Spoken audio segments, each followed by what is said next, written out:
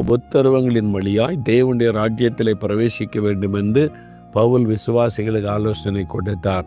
அப்போ நாம் துன்பப்பட வேண்டியது அவசியம் அல்லவா? அதனால் இந்த பாடு துன்பங்கள் வழியாக தான் கடந்து போகணும்னு 1 பேதுரு 1 பேதுரு சொல்லி இருக்கிறார்.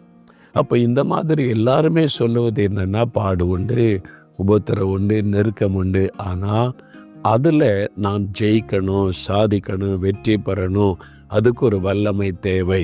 அந்த வல்லமை தருகிறவர் பரிசுத்த ஆவியானவர். சிலர் பாருங்க, சின்ன காரியம் வந்துட்டாலும் என்னால் ஜெபிக்க முடியல, பைபிள் வாசிக்க முடியல, உட்காந்து அழுதுகிட்டே இருப்பாங்க. எல்லாரும் என்ன புரிஞ்சுக்க மாட்டேங்கிறாங்க, எனக்கு விரோதமாக தான் செயல்படுறாங்கன்னு உட்காந்து அழுதுகிட்டே இருப்பார். சின்ன சின்ன காரியம் கூட உங்களை பாதிக்குதா, சோர்ந்து போக பண்ணுதா, கலங்க பண்ணுதா, உங்களுக்குள்ள வல்லமை இல்லைன்னு அர்த்தம். பிரச்சனைகளை பார்த்தா நீங்கள் பயப்படுறீங்க, பிரச்சனைகள் பார்த்தா சோர்ந்து போகிறீங்க, பிரச்சனைகளை பார்த்தா டிப்ரெஷன் சொல்லிடுறீங்க. இல்லை, பிரச்சனைகளை நீங்கள் ஜெயிக்கணும், பிரச்சனைகளை மேற்கொள்ளணும். அதற்கு உங்களிடத்தில் பலன் இல்லை. அந்த வல்லமை தருகிறவர் ஆவியானவர்.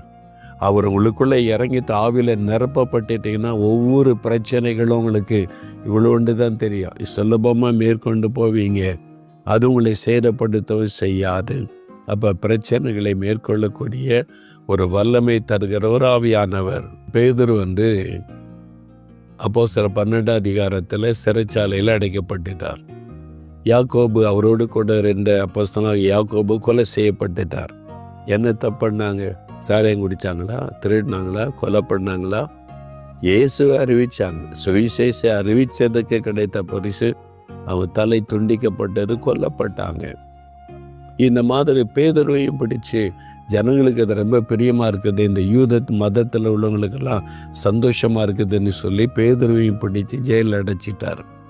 நாளை காலையில் சிறைச்சேதம், பேதுருவை கொல்ல போகிறோம், இந்த இயேசுன்னு புதிய கடவுளை பற்றி சொல்லுகிறான்னு அறிவிச்சிட்டாங்க.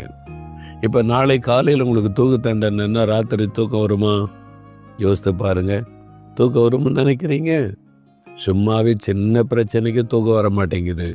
அது நினச்சி ஒரே போராட்டம், ஒரே பிரச்சனை புலம்பி கொண்டு இருக்கிறோம்.